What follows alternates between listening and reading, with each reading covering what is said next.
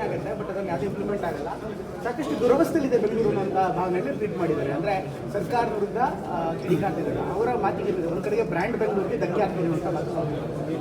ನಿನ್ನೆ ದಿನ DK ಶಿವಕುಮಾರ್ ಅವರು ಮಾನ್ಯ ಉಪಮುಖ್ಯಮಂತ್ರಿಗಳು ಬೆಂಗಳೂರಿನ ಉಸ್ತುವಾರಿಗಳು ಒಂದು ಹೇಳಿಕೆಯನ್ನು ನೀಡಿದ್ದಾರೆ.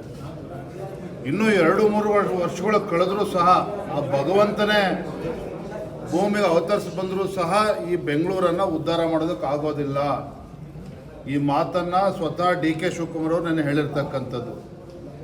ಯಾವ DK ಶಿವಕುಮಾರ್ ಅವರು ಅಥವಾ ಕಾಂಗ್ರೆಸ್ ಪಕ್ಷದವರು ಬೆಂಗಳೂರನ್ನು ಸಿಂಗಾಪುರ್ ಮಾಡ್ತೇವೆ ಅಂತೇಳಿ ಇವತ್ತು ಅಧಿಕಾರಕ್ಕೆ ಬಂದಿದ್ದಾರೆ, ರಾಜ್ಯದಲ್ಲಿ ಅಭಿವೃದ್ಧಿ ಕೆಲಸ ಮಾಡ್ತೇವೆ ಅಂದ್ಕೊಂಡು ಇವತ್ತು ಅಧಿಕಾರಕ್ಕೆ ಬಂದಿದ್ದಾರೆ ಅಂಥ ಸಚಿವರ ಬಾಯಲ್ಲಿ ಬಂದಿರತಕ್ಕಂಥ ಮಾತು.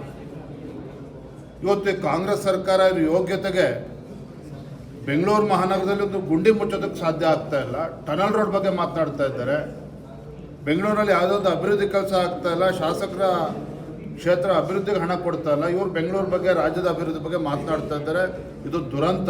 ಯಾಕೆಂತ ಹೇಳಿದ್ರು ಬೆಂಗಳೂರು ಮಹಾನಗರ ಕರ್ನಾಟಕ ರಾಜ್ಯದಲ್ಲಿ ಅಷ್ಟೇ ಅಲ್ಲ, ದೇಶದಲ್ಲಿ ಅಷ್ಟೇ ಅಲ್ಲ, ಇವತ್ತು ಇಡೀ ಜಗತ್ತು ಭಾರತ ಅಂತ ಹೇಳಿದ್ರೆ ಬೆಂಗಳೂರು ಮುಖೇನ ನೋಡ್ತಾರೆ. ಆ ರೀತಿ ಒಂದು ಪ್ರಸಿದ್ಧಿಯನ್ನು ಹೊಂದಿರತಕ್ಕಂಥದ್ದು ನಮ್ಮ ಬೆಂಗಳೂರು. ಇಂಥ ಬೆಂಗಳೂರು ಬಗ್ಗೆ ಈ ರೀತಿ DK ಶಿವಕುಮಾರ್ ಅವರ ಹೇಳಿಕೆ ಸಹಜವಾಗಿಯೇ ಸಾಕಷ್ಟು ಜನಕ್ಕೆ ಬೇಸರವನ್ನು ತಂದಿದೆ.